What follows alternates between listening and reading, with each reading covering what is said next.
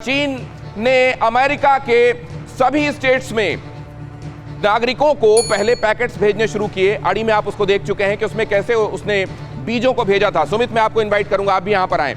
उसने पहले क्या किया, पहले उसने वहां पर अनसॉलिसिटेड तरीके से, जिन लोगों ने ना मंगाया ना उनको कोई खबर थी, उनके घर में अचानक पैकेट्स पहुंचने शुरू हुए और वो उन पैकेट्स के अंदर सीड्स थे, जिसमें कुछ मस्टर्ड सीड्स थे, कैबेज सीड्स थे, रोजमेरी के सीड्स थे। लेकिन वहां पे जो स्टेट डिपार्टमेंट ने उनको ये बोला कि आप इसको खोलिएगा मत, इसको कहीं पर रोपिएगा मत, हो सकता है इसमें जैविक हथियार हो। अब वहां पर लोगों को दूसरे किस्म की कुरियर मिलने शुरू हो गए हैं और उसमें क्या क्या है ये देखते हैं। इस तरीके से अगर आपके घर में कोई कुरियर पहुंचे और उस कुरियर में चाइना के स्टैंप हो तो बहुत सावधान रहिएगा।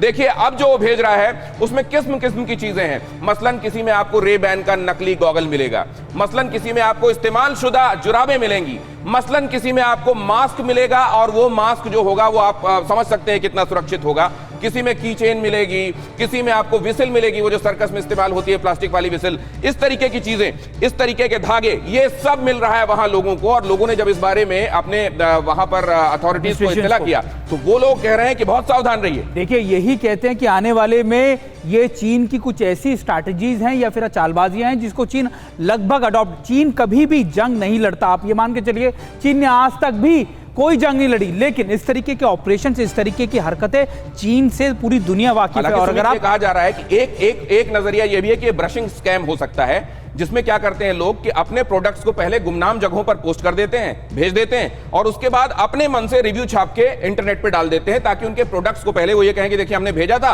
और ये रिव्यूज आए। लेकिन मुझे नहीं लगता कि चाइना के प्रोडक्ट्स को इस तरह के रिव्यूज की अमेरिका से जरूरत है। अमेरिका से जरूरत है। देखिए अमेरिका हर कंट्री के अंदर, आप मान के चलिए दिनेश, चाइना ने अपनी पैठ बना ली है सामान को लेकर, लेकिन अब उस सामानों की या फिर चीनी कंपनियों की क्या दुर्दशा या फिर किस तरीके की उनकी आप कह सकते हैं इमेज हो गई है कि आज के समय कोई भी देश, कोई भी मुल्क, कोई भी शख्स उन पर एतबार करने के लिए चाइना का माल तो अगर आपको दुकानों में मिलता है आप नहीं खरीदते हैं। चाइना के माल चल गया तो रात चांद तक नहीं तो रात तक वाला कहलाता है। और ऐसे में इस तरीके से अगर आपके पास भेजा जाए तो ये तो कोड़ में खाज हो गई। अब मैं अपने मेहमानों के पास चलता हूं और उसके बाद आपके सवाल और टिप्पणियां लूंगा।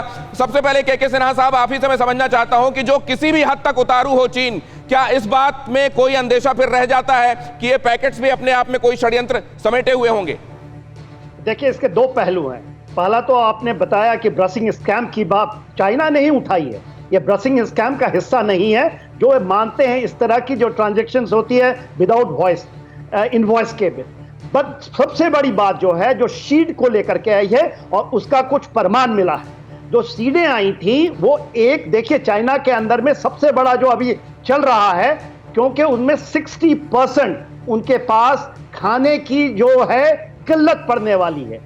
वो ग्रीन रेवोल्यूशन की बात कर रहे हैं। वो चाहते हैं कि विश्व में इस तरह से हो कि आपकी पैदावार, सर कहते हैं इतिहास अपने आप को दोहराता है। फिक्र आपकी, सोमवार से शुक्रवार रात 9 बजे सिर्फ TV9 भारतवर्ष पर।